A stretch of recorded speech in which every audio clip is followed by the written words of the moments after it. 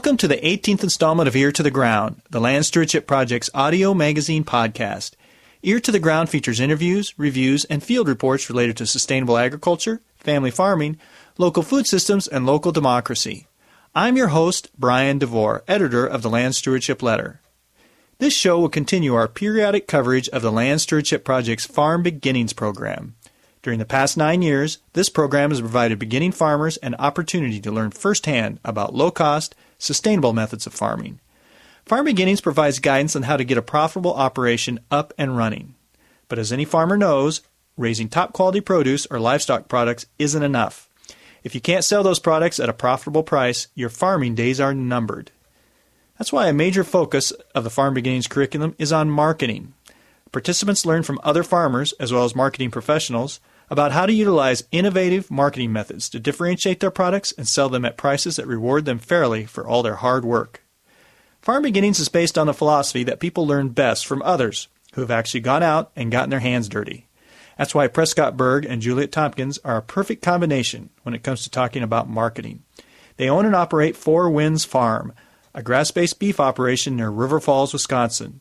They market their beef directly to consumers as well as to restaurants, so they have plenty of real-world experience when it comes to getting a good price for their product. In addition, Berg works for an organic ingredients company, so he has a lot of big-picture professional marketing experience under his belt. Let's listen in on an excerpt of a recent Intro to Marketing presentation Tompkins and Berg gave to a Farm Beginnings class. So I think one of the things I want to start off with, first of all, is to clarify marketing versus advertising versus selling, because I think people who don't do it all the time oftentimes kind of throw them in a trash heap together. Marketing is sort of everything you do to find your customers and to get them to know you exist. You know, advertising is one of those things you do. It's part of marketing. It is not marketing. And selling is what you do when you finally get the customer to your booth, to your farm stand, to your door, or at their door, wherever you interface, on the internet, whatever it might be. So I just want to clarify that, I guess, because I think sometimes that gets confused. But, you know, the marketing really is having the right product, and you're all going to decide what the right product is for you, at the right price. And again, that's something you will decide as you go do your market research. At the right place. Now, that may be on your farm because everybody wants to come out and see your farm, and it's part of the package, which is sort of part of what we do. Or it may be delivery to their door. And with the right promotion. And promotion can accomplish, it's not just handing out plastic widgets. It can be anything from the packaging, it can be the location, it can be the time of delivery, it can be the way you deliver it, the way they pay for it. I mean, it could be a myriad of things. And I think it's important for you to think about as you're planning your marketing is what are your points you're going to compete on. Because Walmart competes on price. And if you're going to try to beat Walmart, you better have really deep pockets. On the other hand, somebody like Neiman Marcus, competes on quality. And, there are people in between that compete primarily on service. And you can do two of those three, but you can't do all three of them because you can't provide the best quality and by a service at the least price. It just doesn't work that way. People try, but they don't last very long. So I think if you think of those three things as a triangle, and any two of them on the bottom will be fairly stable. You got to figure out what those two things are that really create your foundation. And then really, I think you're the one who's going to have to. There are lots of tools out there for you to use, but you have to figure out what you're going to do. And there's several pieces of it, And I'm going to talk about general ideas, but you obviously part of this class and part of what you're all trying to figure out is what is your product, and we'll talk about that a little bit more. But as you define your product, you have to figure out who is your target market. And I'm just going to use, I just grabbed a few of the publications that I get in my day-to-day work to use as examples. I work for a food ingredient company. We import food ingredients. We import organic shortening as an example. Shortening is shortening is shortening. It's been around for, 100 years or whatever, lard before that.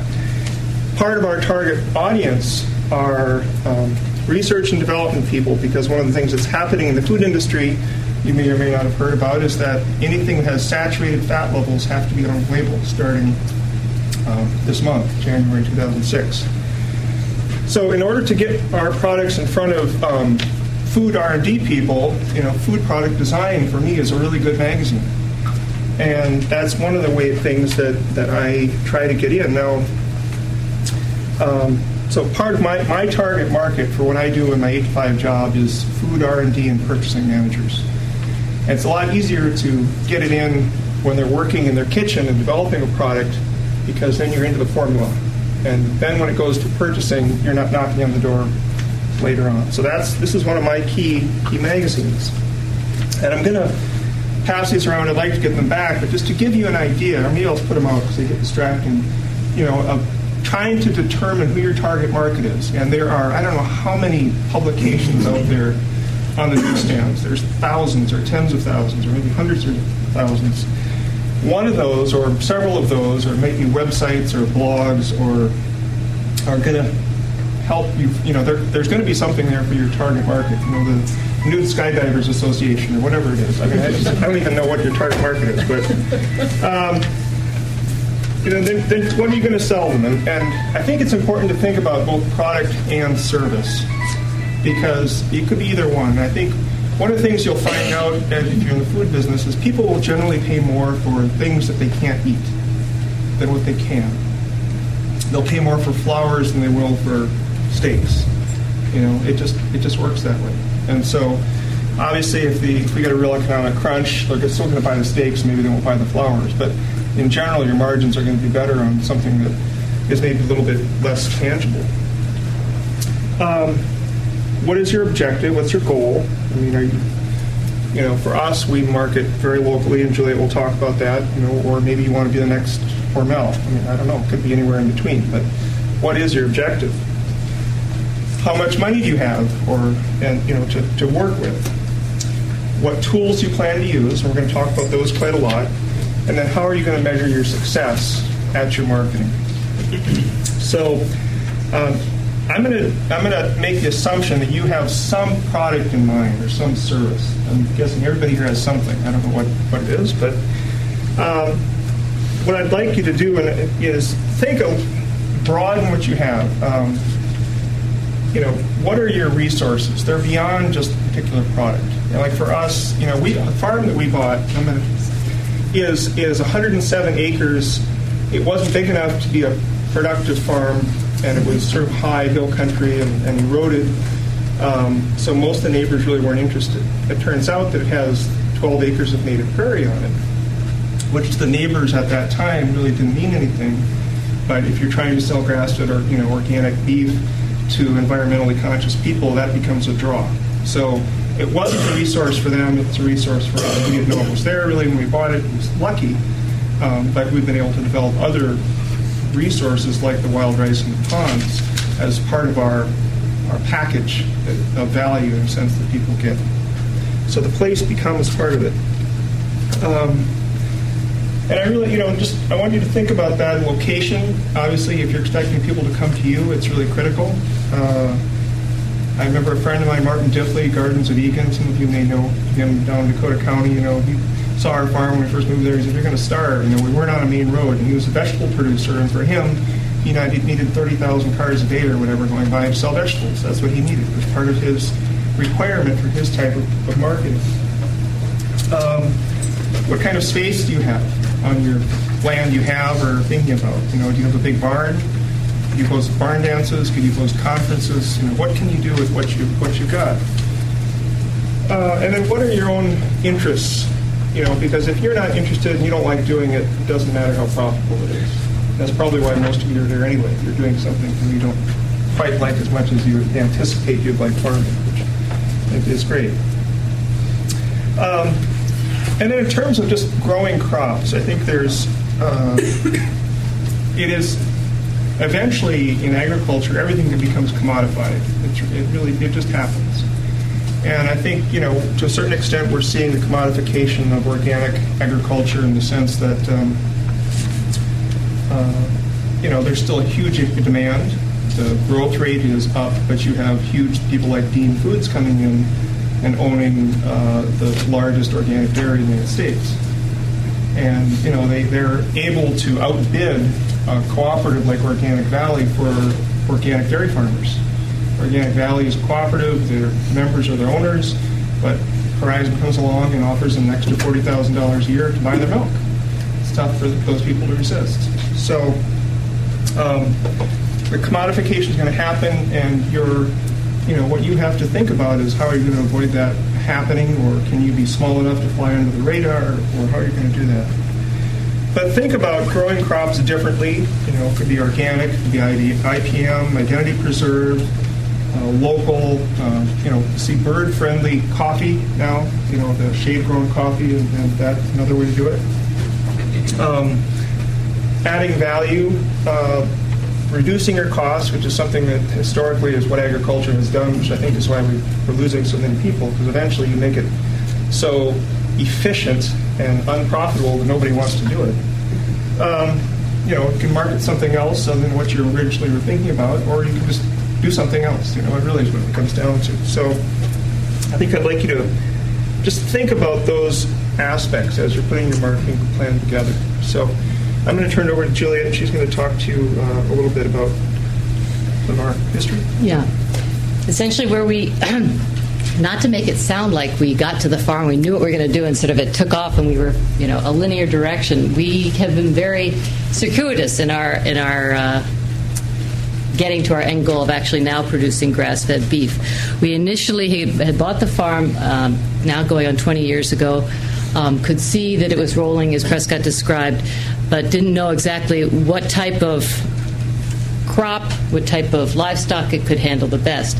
So we gave our essentially several years of trying things, probably 10 years actually, trying different things on the farm. We initially thought that livestock would be an option, and we both were interested in it, perhaps myself more than Prescott, and so we fenced it for pasture and started backgrounding heifers, essentially raising replacement heifers or somebody else. So a way to get into it with the investment of the fencing, get into it with the not having to have the expense of actually buying the animals ourselves and just having them seasonally. So we had that experience initially and realized that raising the beef was something that we did like to do. We also thought we would need to complement that with some other things. We started at one point we started raising organic soybeans because we thought that might be an option for us. We probably did that for at least 2-3 years and realized we didn't have a land base sufficient to do that. Our soil, I should mention too, is particularly poor in that it had been depleted of its natural fertility by 20 years of year-to-year cropping of corn and soybeans without any manure going back on. The previous farmers only had a year-to-year lease, so there wasn't a lot of incentive to take their precious manure onto our land. They instead kept it on their own land. So it was completely what they call a poor farm, I guess. So recognizing that, we saw that the crops were not doing very well. We weren't about to add a lot of fertilizer. So we sort of came down on a convergence that it grew really great grass. It wasn't very varied. It wasn't very varied. There wasn't a lot of different species in the pastures, but we knew we could improve that over time. So having kept the beef cattle on all along, we started off with 4 animals, continued to keep back the heifers and maintaining a closed herd. We never bought any more than the 4 animals, and now we're up to a herd of 60 after going on 14 years. Just selling off the steers each year, except for now we've gotten up to the point where we'll sell heifers as well. So we just reached our maximum of what we figure we can handle, maybe overshot a little bit in terms of what the land base can handle.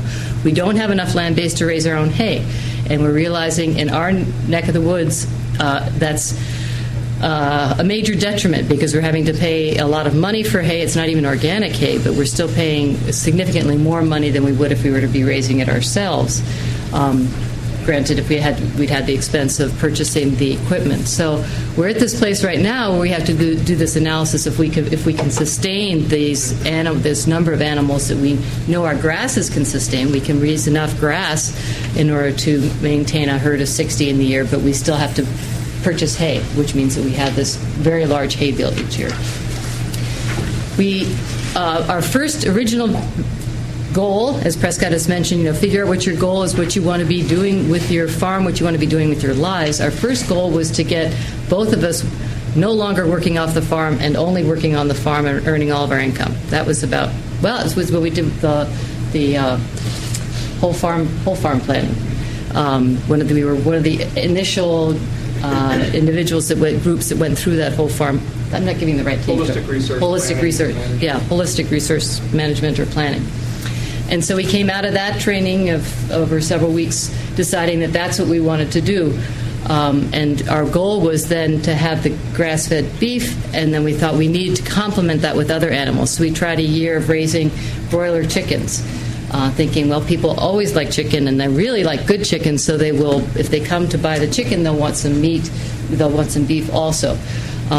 We put a lot of time and energy into that. We raised great chicken. You could not have paid me enough for that chicken. We did it one of the harder ways, the Joel Salatin method of moving those cages every day. It did raise wonderful chicken, and people came all the way. Well, we're on River Falls. It's 20 miles east of St. Paul. People were coming from Edina to come to our farm to purchase the chickens, and they loved it.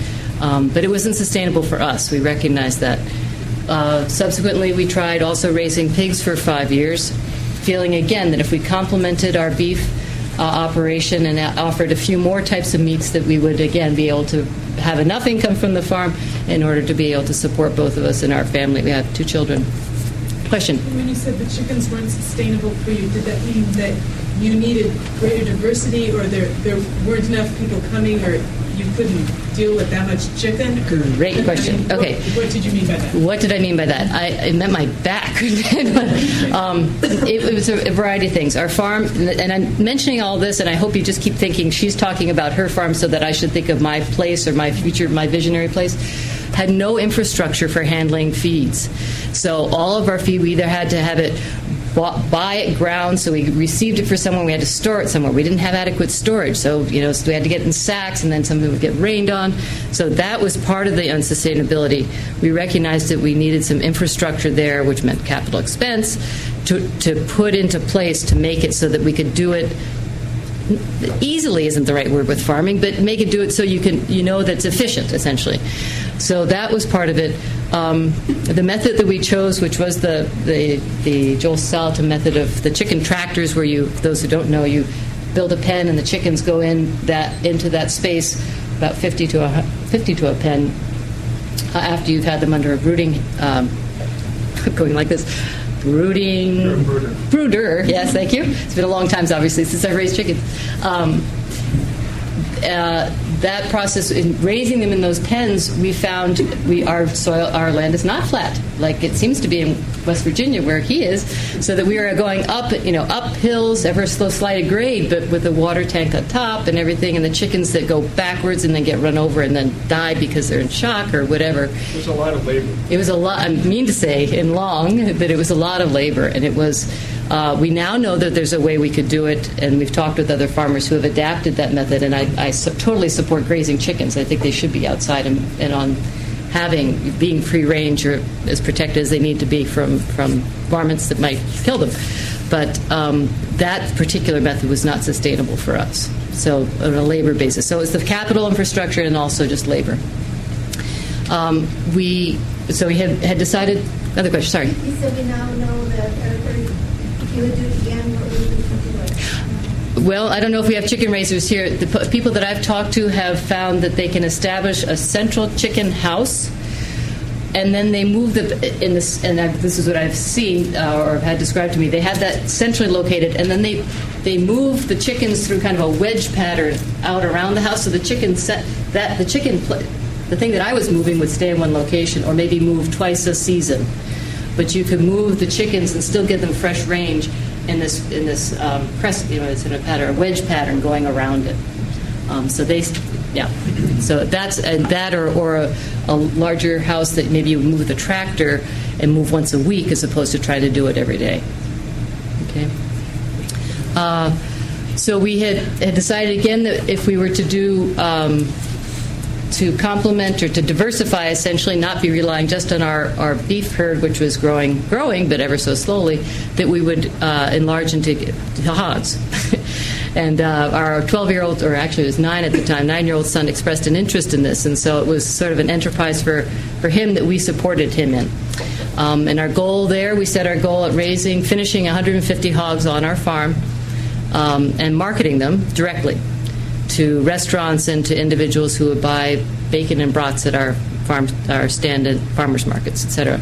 Well, we did that. We attained that goal. We set it out. We bought our first sow, and she had her piglets, and then multiplied to the point that we were actually able to offer pork year-round, which was our goal, which meant farrowing in a hoop building, so it was structured, not heated, hoop building in the middle of winter. Of course, the years that we did it, it was the coldest winters. We didn't have nice winters like this year.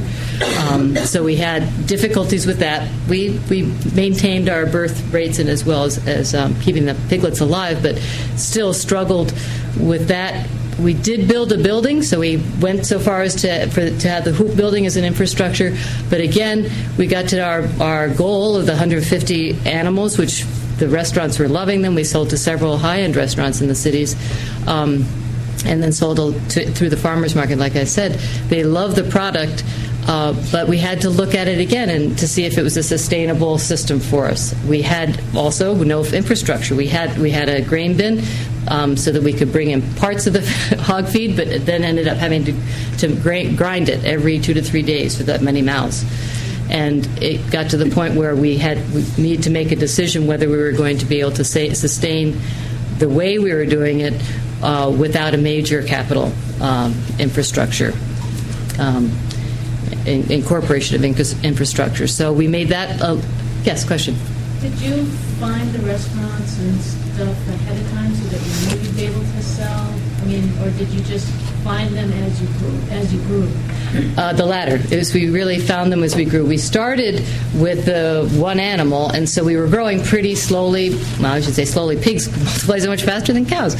So within 3 years, we had quantity that was in excess of what we could sell through the farmers markets, and it happened to dovetail with a friend of a friend, word of mouth. His son had owned a restaurant in the cities, and they would love to support local producers. And so we happened to come across that person, and that restaurant then referred us to another restaurant. And between the two, we had all that we could use. I would encourage you to find the restaurants ahead of time. I think it would be, you probably sleep better at night for one, and I think your market you're getting into. You could do some special, either custom cutting for them or raising for them. It worked for us to do it the way we did it, but I wouldn't say from a planning perspective that I would encourage you to do it that way.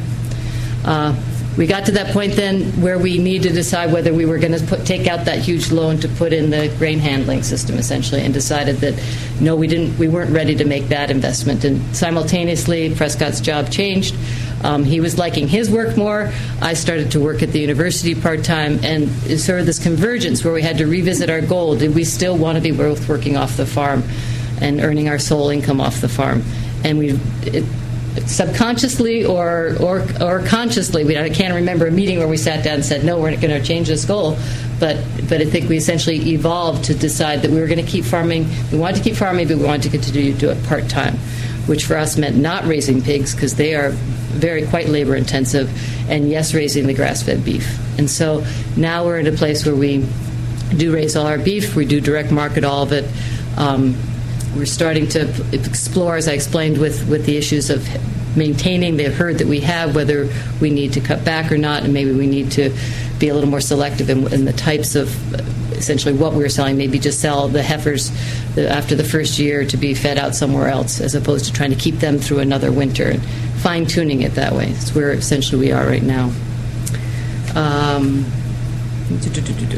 So I guess that is all to say is sort of a anecdotal rendition of what's happened at our farm, but I would say in terms of making these decisions of what you're going to market, make sure you're choosing something that you really love to do. You may have heard this from other people before, but those hours get long, and when things go, especially when things are going wrong, and you can sustain that if you're really enjoying it. But if it's something you feel like you're not, maybe your spouse is into, but you're not so into, just figure out how you're going to work that, how you're going to both maintain the long haul of it. And I guess the other thing would be just to understand how much time you want to be dedicating towards this in terms of the production, and then what you're willing to do in terms of marketing. I would think I will safely say I don't feel like I spend enough time on marketing. I love working with the cows, and I would go out and work with the cows well before I'd make 5 phone calls to sell meat. And here's when I told Laura that I would do this talk, I said, I'm going to give you the hard parts too. It's hard to do that marketing. So I'll be the first to admit that I have my pitfalls, and I know what I love to do more than I like to do the marketing, and that's what I just want you to seriously think of that, and think of what you feel naturally good at and what you love to do and what you would rather pass along to someone else.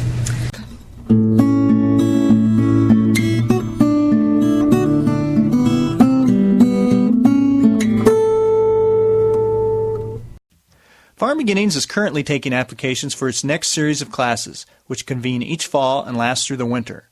The program is also offering a series of on-farm educational tours this spring and summer. Some of them are open to the public, providing an excellent opportunity to see successful, sustainable farming in action.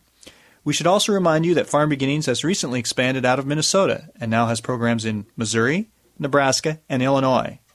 For more information, see www.farmbeginnings.org.